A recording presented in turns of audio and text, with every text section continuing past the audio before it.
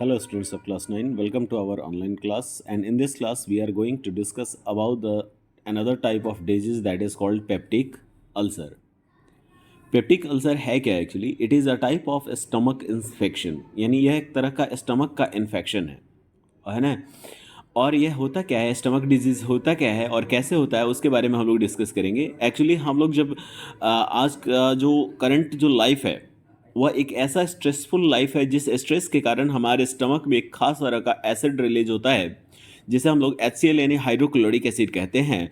वह वैसे तो हमारे स्टमक में प्रोटेक्शन का वर्क करता है, लेकिन due to the release of excessive amount of HCl and hydrochloric acid it can damage the skin of the stomach, यानी स्टमक के अंडरलाइंग स्किन को क्या करता है, डैमेज कर देता है। और इस डैमेज होने के कारण, ठीक है, इसमें स्टमक के स्किन के डैमेज होने के कारण वहाँ पर पेन स्टार्ट हो जाएगा और पेन के साथ साथ वहाँ पर ब्लड भी रिलीज होने लगता है।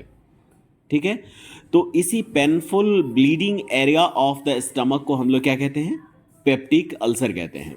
ठीक है, वो तो हुआ कि स्ट्रेस के कारण कभी कभी हम लोग का जो एक खास तरह का कंजम्पशन का जो बिहेवियर है वो भी हमारे बॉडी में पेप्टिक अल्सर को कॉज करता है। क्या करते हैं हम लोग, तो we have to consume very hotter substance, है ना, at the moment due to the getting of extra taste. हम लोग को ऐसा लगता है कि गर्म चीज़ खाएंगे तो स्वाद ज़्यादा आएगा और हम लोग गर्म गर्म चीज़ें खा लेते हैं। ये गर्म चीज़ें माउथ में हम उसको मतलब कंटेन नहीं कर सकते, यानी उसमें मुंह में रख कर ज़्यादा देर नहीं रख सकते गर्म होने के कारण, तो उसको हम लोग निबल कर लेते हैं, उसको हम लोग निगल जाते हैं। ठीक है, और निगलते हैं तो वो गर्म चीज़ जो है वह हमारे एसोफेगस को नुकसान पहुंचाता है, और एसोफेगस के नुकसान होने पर भी यह डिजीज हो सकता है, ये पेप्टिक अल्सर।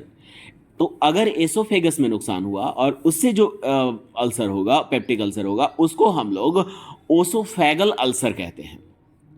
ठीक है, कौन सा, ओसोफेगल अल्सर कहते हैं। अल्सर के 3 टाइप्स हो जाते हैं, एक होता है ओसोफेगल अल्सर, दूसरा होता है गैस्ट्रिक अल्सर और तीसरा होता है ड्यूडेनल अल्सर। तो ओसोफेगल अल्सर में क्या होता है कि ये नुकसान करता है हमारे ओसोफेगस को, ओसोफेगस। अब आपको ओसोफेगस समझ में आ रहा है या नहीं? देखिए, ओसोफेगस जिसे हम लोग फूड पाइप कहते हैं, जिस पाइप के थ्रू फूड जो है वो हमारे माउथ से स्टमक तक पहुंचता है, उसी को हम लोग कहते हैं ओसोफेगस। अगर ओसोफेगस में नुकसान हुआ तो उसे हम लोग ओसोफेगल अल्सर कहेंगे। हाँ, अब स्टमक में अगर अल्सर होता है तो इसी को हम लोग गैस्ट्रिक अल्सर कहते हैं, क्योंकि उसमें स्टमक के जो वॉल्स होते हैं वह जिस सेक्रेट करते हैं उसे हम लोग गैस्ट्रिक जूस कहते हैं, और जो ग्लैंड होता है उसे गैस्ट्रिक ग्लैंड कहते हैं, और इसी के कारण नुकसान होता है, इसलिए इसका नाम पड़ गया गैस्ट्रिक अल्सर।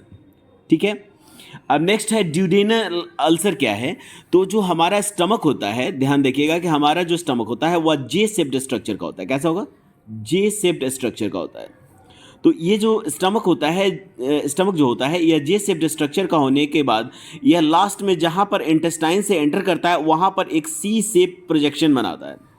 यह इंटेस्टाइन का एक पार्ट है जिसे हम लोग ड्यूडेनम कहते हैं। अगर इस ड्यूडेनम में अल्सर होता है तो इसको हम लोग ड्यूडेनल अल्सर कहते हैं। ठीक है, अब इसमें क्या होता है कि जब यह हमारा जो स्किन है वो नुकसान होता है तो वहाँ पर एक खास तरह का बैक्टीरिया जिसे हम लोग हेलिकोबैक्टर पाइलोरी कहते हैं। देखिए यहाँ पे नाम लिखा हुआ है हेलिकोबैक्टर पाइलोरी। ये इस तरह का बैक्टीरिया वहाँ पर आकर इन्फेक्टिव हो जाता है, और वह इन्फेक्टिव बैक्टीरिया क्या करता है कि उस जगह पर और ज़्यादा उसके घाव को जो है वो गहरा कर देता है, यानी उसके से इन्फेक्शन होता है, और इसी को नाम दिया गया कौन सा, हेलिकोबैक्टर पाइलोरी बैक्टीरिया, जो कॉज करेगा पेप्टिक अल्सर को। नेक्स्ट है आपका कि इसे ढूंढने वाला एक साइंटिस्ट, इसे ढूंढने वाले साइंटिस्ट का नाम है रॉबिन वॉरेन।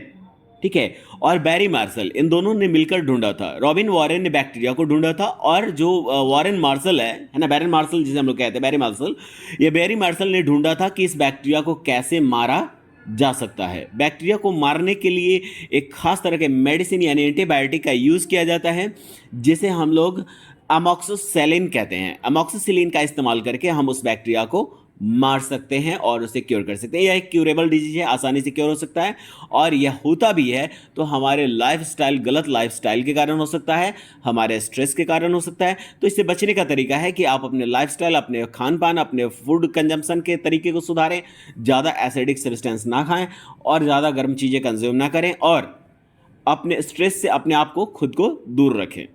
ठीक है, क्योंकि स्ट्रेस की वजह से गैस्ट्रिक जूस रिलीज होगा, गैस्ट्रिक जूस से आपका स्टमक का नुकसान होगा, और अगर स्टमक में नुकसान होता है तो इसका परिणाम, इसका रिजल्ट क्या होगा, तो आपकी बॉडी जो है उस पर इसका इफेक्ट पड़ेगा। ठीक है स्टूडेंट्स, ओके, थैंक यू।